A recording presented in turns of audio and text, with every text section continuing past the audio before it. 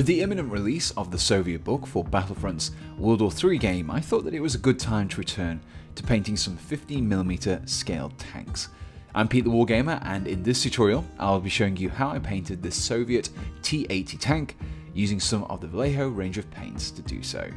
Before I can begin the painting process, I first of all needed to apply a primer. This was for two reasons. First of all, it was done so that the later layers of paint would properly adhere to the miniature surface. The second reason is also why I chose to use a black primer. By starting off with black, I was able to use this to help to create shading in the recesses when I started to dry brush on the main colour of the scheme. Now, how you apply this paint doesn't really matter. Be it airbrush, aerosol or brush on, feel free to use whatever you have to hand. To quickly and easily achieve the olive green coloration of the armour, I chose to apply the paint olive drab by dry brushing it over the tank's surface. Dry brushing works by loading up a fairly large brush with some paint before wiping it onto a tissue or a piece of paper. Now this is to remove some of the excess and also to help work the paint more evenly through the bristles. Ultimately, you should be left with a brush that has very little paint left within its bristles. Once I had prepped my dry brush, I dragged it across the whole miniature with some quick, broad strokes. This caused the paint to start to accumulate onto the slightly more raised edges, as well as the flat surfaces. However, the deeper recesses remained untouched. As the paint was applied over a black primer, the result was that these areas remained black. This helped to create the illusion of shadows, creating some instant shading and helping to bring out those details. For some areas of the model, I found that the large dry brushes didn't quite reach far enough into a corner or a more recessed area. For these areas, I switched to a slightly smaller one, but continued with the same technique. Once I had gone over the whole model a couple of times this method, I was left with a good olive drab starting colour and some simple shading. With the base coat completed, I wanted to emphasise some of the more raised details of the model. I needed a lighter colour than what I had started off with, so I took some of the olive drab I had used in the last step and mixed in an equal amount of green brown. The result was a slightly lighter paint that I could use to pick out the raised edges of the tank. Once again, the best and quickest way to do this was with a dry brush. I followed the same principle as before, however this time I was a little lighter with the brush's strokes. This resulted in only those hard raised edges and small details being covered by the paint. As the paint was lighter, it created contrast against the black recesses and the olive drab surfaces, resulting in a greater deal of depth and a better level of overall detail. At this point, I had a good starting point for the armour, so I could begin picking out some of the smaller details of the tank. However, before I begin to apply these base coats, I started by taking some of the required paint and thinning it down with a little medium or water, creating a mixture of equal quantities. The first paint that I used here was flat brown, and this was applied over the metal tracks.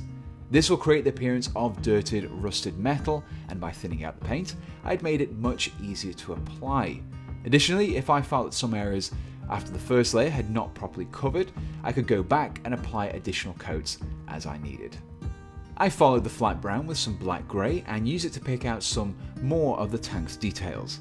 These included the secondary weapons, the mud flaps and the rubber trim of the road wheels. I applied the black grey to all of these areas, thinning the paint and layering in the same way as I did before. Once all the base coats had been completed, I was able to start working on the washes. The first wash that I decided to apply was Sepia Wash. However, using it straight from the bottle would have been a little too strong.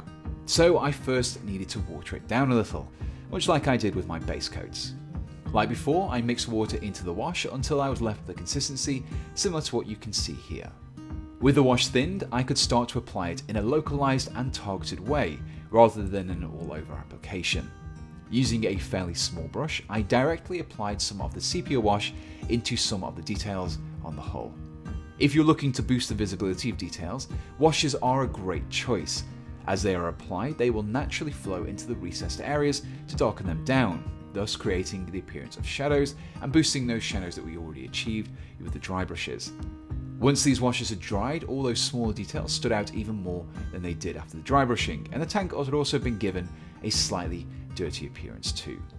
The next wash that I applied was black wash. This had been thinned in the same manner as before, and this time around I began to apply it as an all-over wash to both the black-grey details of the model as well as the tracks to really bring out those small details. After I had completed all the washes, the model was almost complete. But before I could finish, I wanted to add some final extra detail and weathering to the vehicle in the form of dried mud and dust. By dry brushing some dark sand around the bottom of the side skirts and the tracks, I was able to create the appearance that dust and dirt had been churned up by those tracks before settling onto these areas of the vehicle. And with that, the model was completed. All I was left to do was to apply a layer of matte varnish to remove any glossiness that had been caused by the washes, which left me with this. And here we have the completed Russian T-80. Now, whilst I focused on just one specific vehicle in this video, you could easily apply the same colours and techniques to other Soviet World War III vehicles using the same European style scheme as well. You can find a full list of all the paints used in this tutorial in the description below, along with any other equipment that I've used to create this video. And if you enjoyed this return to a smaller scale, then please do let me know in the comments. If you enjoyed this video, then please do be sure to subscribe to be kept up to date with all of my latest tutorials. And so the only thing left to say is, thanks for watching and goodbye.